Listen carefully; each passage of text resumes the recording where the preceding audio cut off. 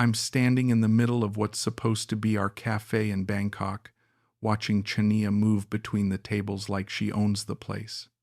Maybe she does. I don't even know anymore. The walls are painted this warm cream color she picked out, and there are wooden chairs stacked against the counter waiting to be arranged. She turns to me with that smile, the one that made me wire $180,000 from my retirement account without thinking twice. "Philip, come look at this," she says, waving me over to the espresso machine we ordered from Italy. I walk over, and she takes my hand, pressing it against the chrome surface. "Feel how solid this is? This is real. This is ours." I want to believe her. God, I want to believe her so badly. She kisses my cheek, and I smell her perfume, something floral and sweet that I've come to associate with hope. "Thank you for believing in us," she whispers. I notice she doesn't quite meet my eyes when she says it, but I tell myself she's just emotional. She's been working so hard on this dream. Our dream. 6 months ago, I was sitting alone in my house in Melbourne, scrolling through a dating app at 2 in the morning because I couldn't sleep. My wife had been gone for 3 years, and the silence in that house was killing me. Then I saw her profile. Chaniya, 26 years old, Bangkok. Her smile in the photos looked genuine, and her messages were sweet. Not overly flirty, just kind. "You seem like a good man," she wrote after a few days of chatting. "I like talking to you. You make me feel safe." Safe, that word did something to me. I'd spent 40 years as an engineer, building things, fixing things, making sure structures wouldn't collapse, but I couldn't make my wife's cancer go away.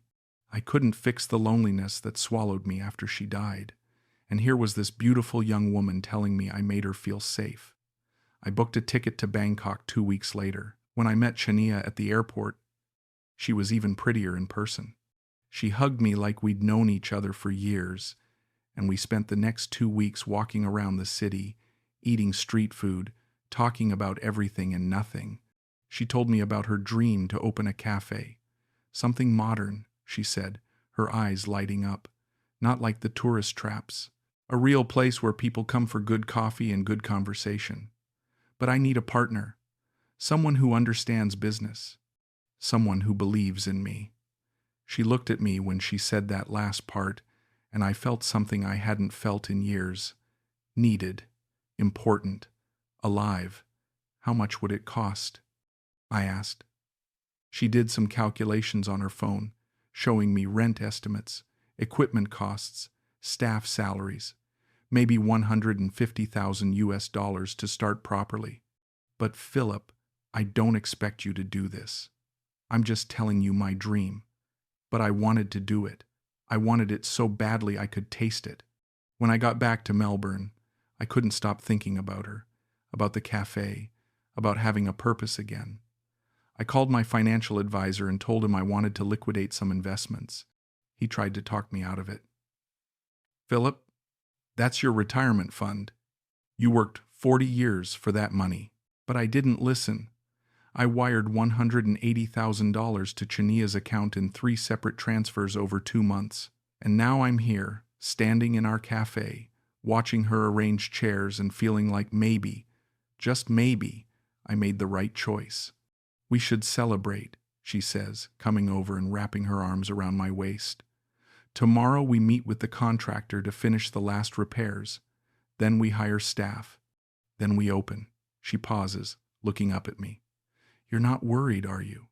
"I am worried. I've been worried since the second transfer cleared, and I saw my bank balance drop below $200,000 for the first time in 15 years. But I can't tell her that. No, I lie. I'm excited." She kisses me properly this time, and for a moment, I forget about the numbers in my account. For a moment, I'm just a man with a woman who needs him, building something that matters. "My family wants to meet you," Chaniya says the next morning over breakfast. We're sitting in a small restaurant near our apartment, and she's picking at her rice porridge. "They've been asking about you, about the cafe, my mother especially.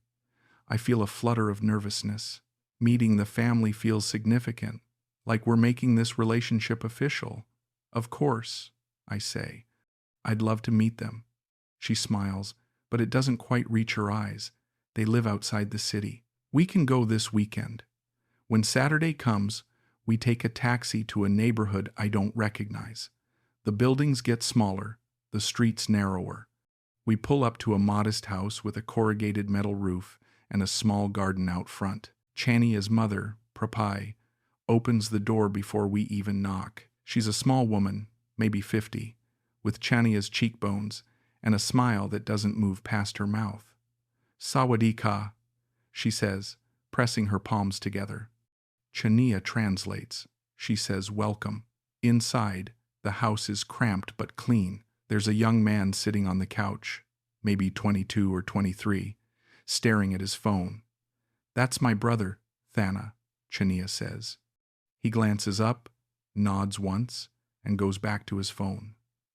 We sit down for lunch, and immediately, I feel like I'm being studied. Prapai asks questions in rapid Thai, and Chaniya translates them into softened English. She asks how long you've been retired. 3 years, I answer. More Thai. She asks if you have children. A daughter. She's 34, lives in Melbourne. More questions. More translations. How much did the café cost? How long will I stay in Thailand? Do I have property back home? Am I selling it? The questions feel less like curiosity and more like an inventory. Chaniya squeezes my hand under the table. She's just protective. She whispers. She wants to make sure you're serious about me. At one point, Prapai says something, and Chaniya's face changes slightly. She recovers quickly, turning to me with a smile. My mother is very happy you're helping me with my dream. She says you're a good man. But I heard the tone in Prapai's voice. It didn't sound like gratitude. It sounded transactional, like she was confirming a deal. Thana speaks for the first time, a short sentence in Thai. Chaniya laughs nervously. He says the cafe better be successful so I can help the family. Help the family. The phrase sits uncomfortably in my chest. After lunch, as we're leaving, Chaniya tells me her mother needs money for medical tests. Nothing serious, she says quickly, just routine. But she doesn't have insurance, and it's expensive here. How much? I ask. Maybe $3,000? She says it like a question, like she's testing how I'll react. I pull out my phone and open my banking app. I'll transfer it tonight. Her face lights up. Really? Philip, you don't have to. But we both know I do. As we walk back to the taxi, she holds my hand tightly and tells me how grateful she is, how much her family likes me, how lucky she is to have me. I want to feel good about this. I want to feel like I'm helping. But something about that house, about Prapai's eyes, about the way Thana looked at me like I was an ATM, makes me uneasy. That night, lying in bed, I stare at the ceiling and try to quiet the voice in my head that's whispering warnings I don't want to hear. Chaniya curls into my side, her breathing soft and steady. Thank you for being so generous, she murmurs. My family really needed that. I stroke her hair and tell her it's fine, that I'm happy to help. But I'm not fine. I'm starting to wonder what I've gotten myself into. And I'm starting to realize that maybe, just maybe, I'm not helping build a dream. I'm funding one, and it might not be mine. The cafe opens on a Tuesday in late October. Chaniya hired 3 staff members, all young women from her neighborhood. I stand behind the counter in a new shirt she bought me, trying to remember the Thai phrases she taught me. Sawadee crap, Aroy Mac. Hello, very delicious.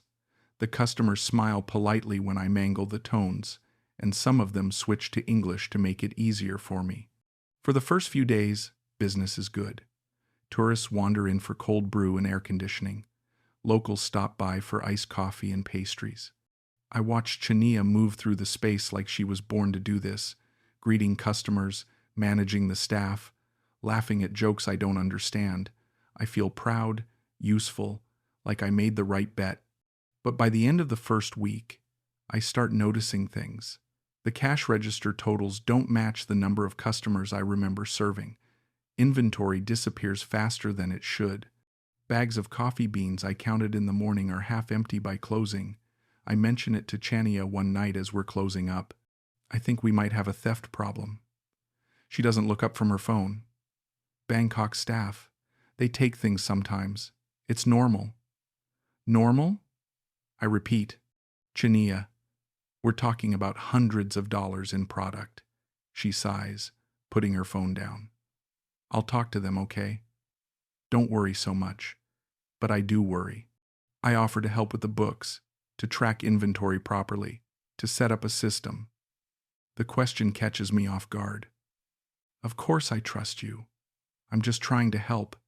Then, let me handle it, she says, her voice sharp. Then, just as quickly, she softens. She comes over and puts her arms around my neck. I'm sorry. I'm just stressed. Opening a business is hard, but I can handle it. I promise. She kisses me, and I feel my resistance crumble. I couldn't do this without you, she whispers against my lips. That night, I lie in bed staring at the ceiling again, trying to convince myself that I'm overreacting.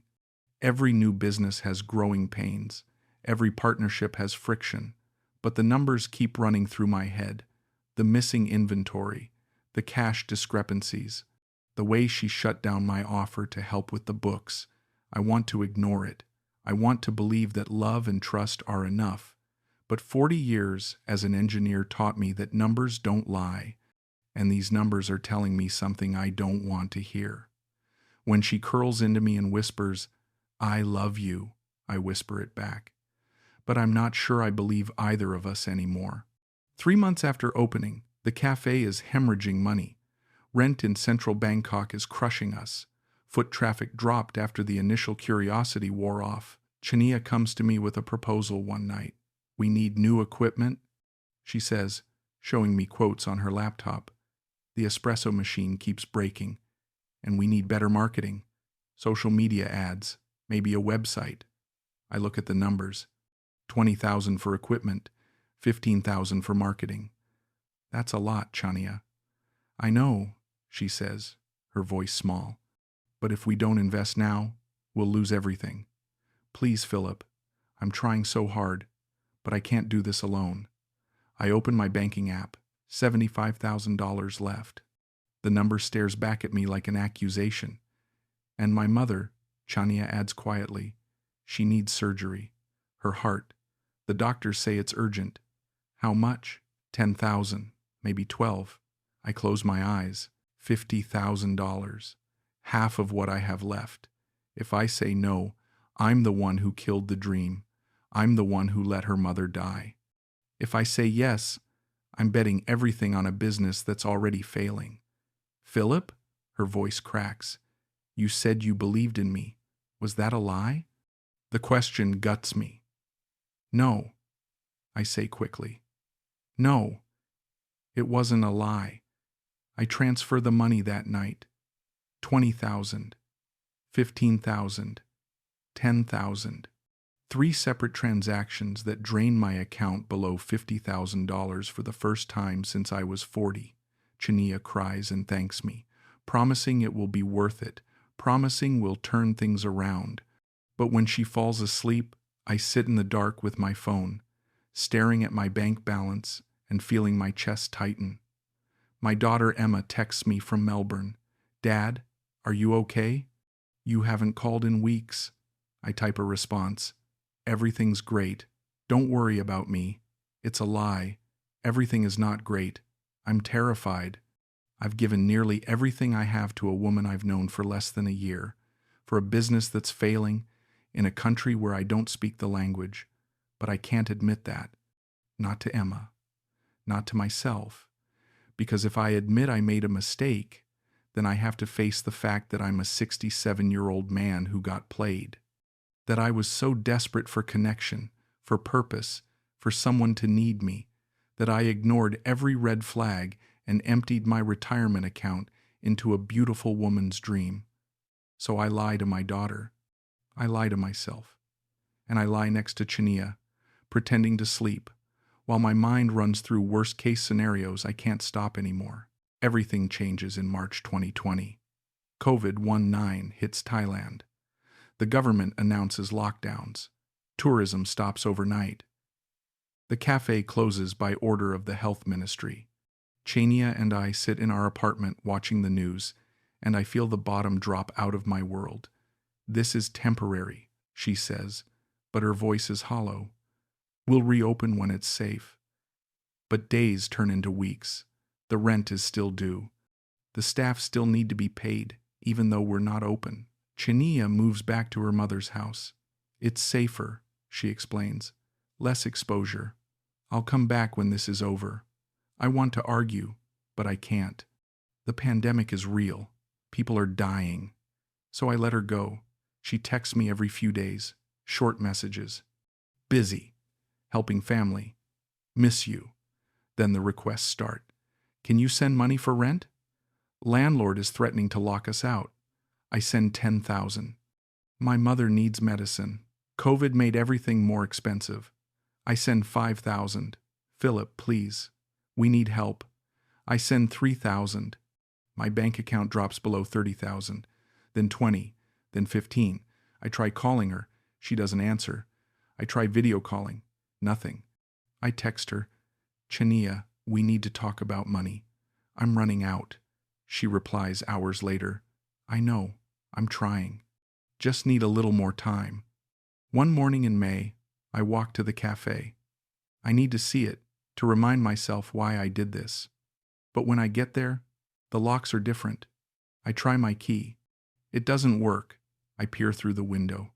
The furniture is gone. The espresso machine, gone. The shelves, empty. I stand there, frozen, trying to understand what I'm seeing. A neighbor, an old Thai woman who runs a noodle shop next door, comes out. She speaks broken English. "Lady come, 2 week ago. She sell everything, say business close." My chest collapses. I can't breathe. I try calling Chaniya. 1 ring. 2 rings. 3. She answers. "What?" Her voice is cold. Not the sweet voice I fell in love with. Not the voice that whispered "thank you" and "I love you" and "I couldn't do this without you." Just cold, flat. Done. The cafe. I manage. Everything's gone. "I know," she says simply. "I sold it." "You sold it? Without telling me?" "Philip, there's no business anymore. COVID killed everything. I needed the money." "You needed the money?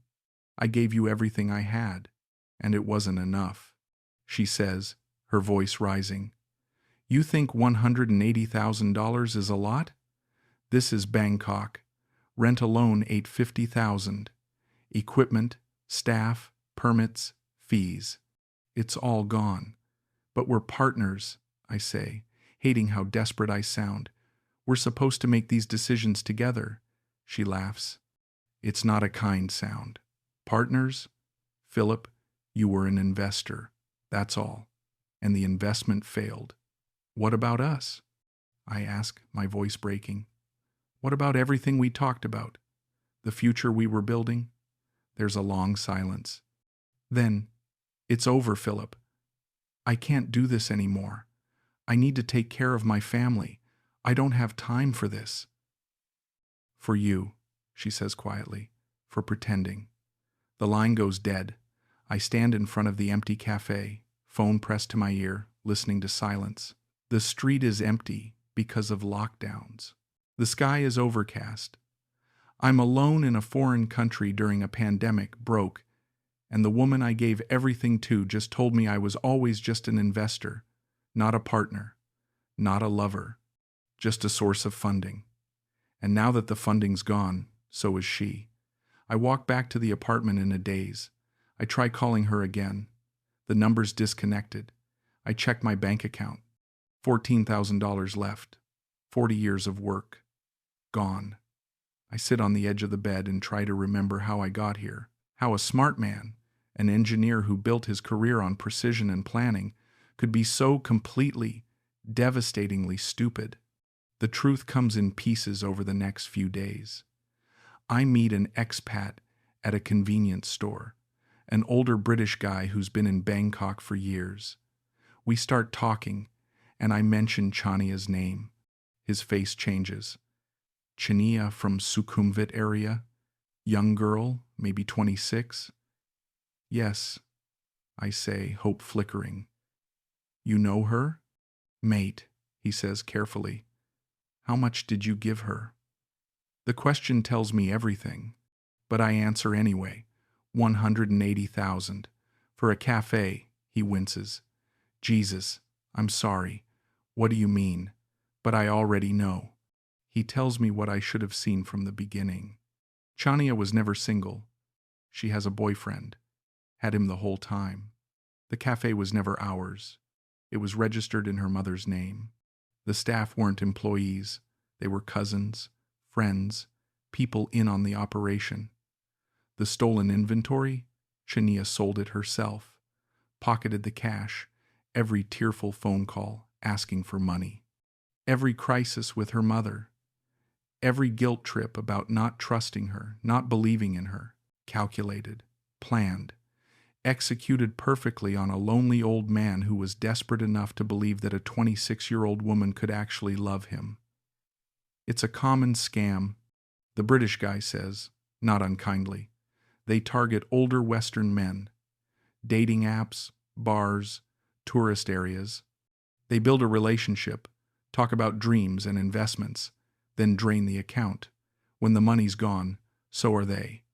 I feel sick, not heartbroken, not yet, just sick, because I knew. On some level, I knew. The red flags were everywhere. Her mother's cold eyes, the transactional questions, the way she avoided my eyes when she thanked me, the selective translations, the missing inventory, the locked accounting books. I saw all of it, and I ignored it, because I wanted to believe that I was special, that she saw something in me worth loving, that I could still be wanted, still be needed, still matter to someone. What do I do? I ask. The British guy shakes his head. Nothing. The money's gone.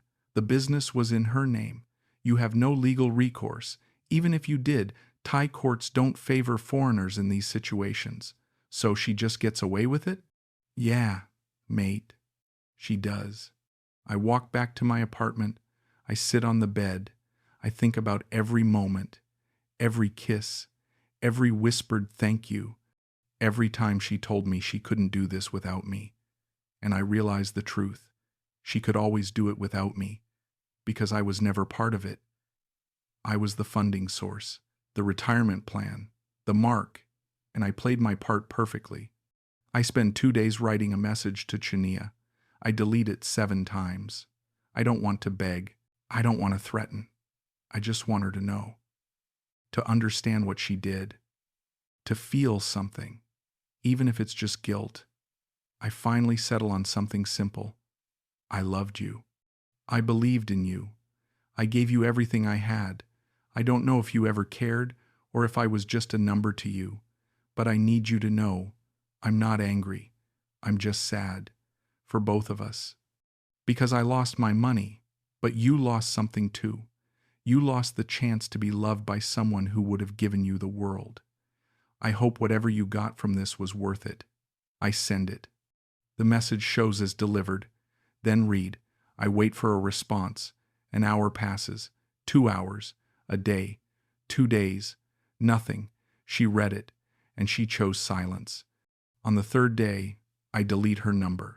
I delete our photos. I delete our text conversations. I sit in the empty apartment, staring at the walls, and I realize something. I have to go home. But home doesn't feel like home anymore. My house in Melbourne is full of memories of my wife, of a life that feels like it belongs to someone else.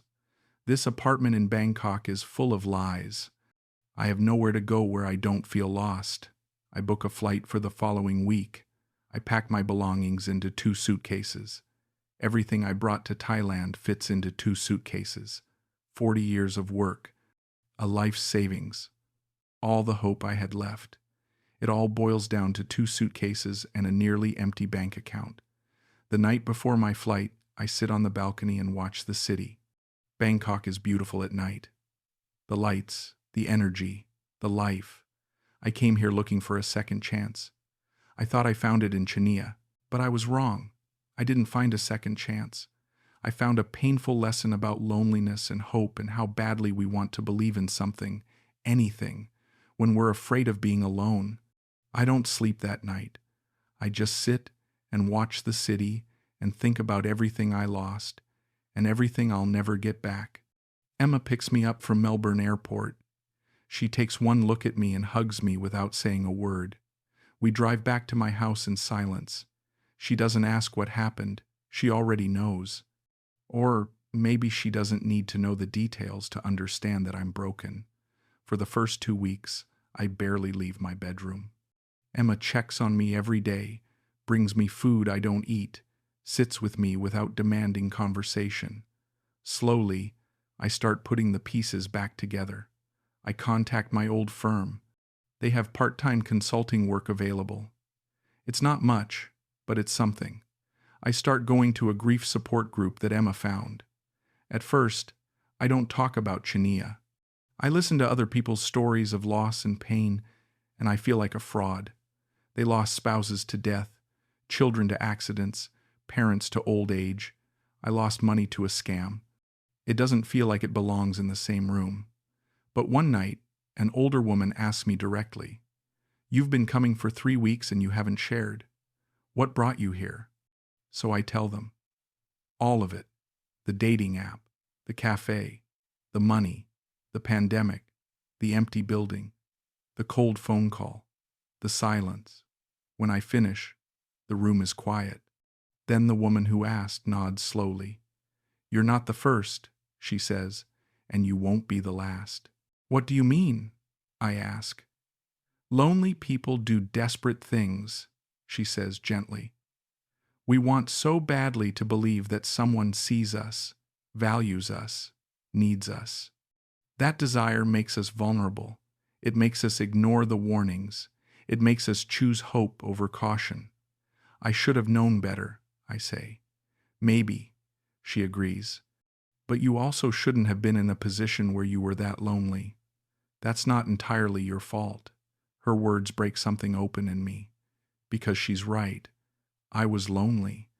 Desperately. Achingly lonely. And Chaniya saw that. She used it. But I also let it happen. I chose to ignore my instincts. I chose to believe the fantasy over the reality. Both things are true. Over the following weeks, I start to rebuild. Not the life I had before. That's gone. But something new. Something smaller and more honest. I take on consulting projects. I have dinner with Emma once a week. I go to the support group. I start sleeping through the night again. I don't talk about Chaniya with most people. When old friends ask where I've been, I tell them I tried retiring in Thailand and it didn't work out. I don't mention the money. I don't mention the betrayal. I just say it wasn't for me. Sometimes, late at night, I think about her. I wonder if she thinks about me, if she ever feels guilty, if any of it was real. But mostly, I try not to think about her at all. Because thinking about her means thinking about how stupid I was, how desperate, how easy to manipulate, and I can't live in that space anymore. 3 months after I returned to Melbourne, I'm having coffee with Emma, and she asks me if I'm okay. Really okay? I'm getting there, I tell her. And it's true. I'm not the same person I was before Chaniya. That person was naive, desperate, and willing to ignore reality for the promise of connection.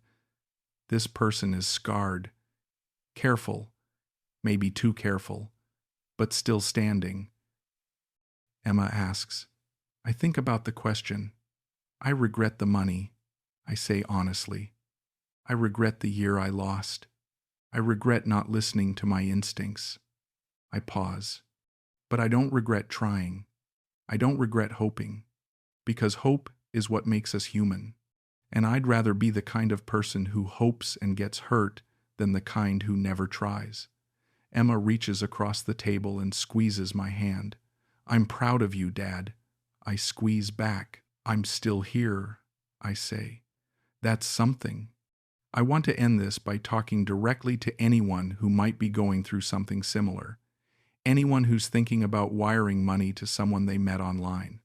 Anyone who's ignoring red flags because they want so badly to believe. I'm not going to tell you what to do. I'm not your father, and I'm not an expert on relationships. I'm just a 67-year-old man who lost almost everything because I was lonely and someone took advantage of that. Here's what I learned. Loneliness is real. It's painful. It makes you do things you wouldn't normally do. And there are people out there who know how to exploit that. They're good at it. They're professionals. They know exactly what to say, how to make you feel special, how to make you believe that this time, finally, someone sees you. But love, real love, doesn't ask you to empty your bank account. Real love doesn't hide financial records. Real love doesn't disappear when the money runs out. Real love doesn't translate conversations selectively or introduce you to cold-eyed family members who calculate your worth in dollars. If you're reading this and you're thinking about sending money to someone, stop. Just for a day. Ask yourself these questions. Do I really know this person? Have I met their friends, their real life, not just the version they show me? Are they asking me to invest in something I can't verify? Are there red flags I'm ignoring because I want this to be real? If the answers make you uncomfortable, listen to that discomfort. Your instincts are trying to protect you. I ignored mine because I was afraid of being alone. I thought being with someone, even someone who might be using me, was better than being by myself. I was wrong. Being alone is hard, but being broken is harder. I lost $180,000. I lost a year of my life. I lost my dignity for a while, but I didn't lose myself. Not completely. I'm still here. I'm rebuilding. I'm learning to be alone without being lonely. And maybe that's the real lesson. You can't fill the emptiness inside you with another person, especially someone who sees that emptiness as an opportunity. You have to fill it yourself. With work, with friends, with purpose, with small joys and quiet moments. It's harder than wiring money and hoping for the best. But it's real. And real is what I should have been looking for all along. If you're thinking about doing what I did, please don't. Wait. Ask questions. Talk to someone who cares about you. Protect yourself. Because I didn't protect myself, and I'm still paying for it. Not just in money, in trust, in hope, in the belief that I deserve to be loved. I'm working on getting those back, but it's taking longer than I expected. Don't make my mistake. You deserve better than to be someone's retirement plan. You deserve better than to be seen as a bank account with feelings. You deserve real connection, real love, real partnership, and you won't find it by ignoring the warnings and hoping for the best. I learned that the hard way. I hope you don't have to.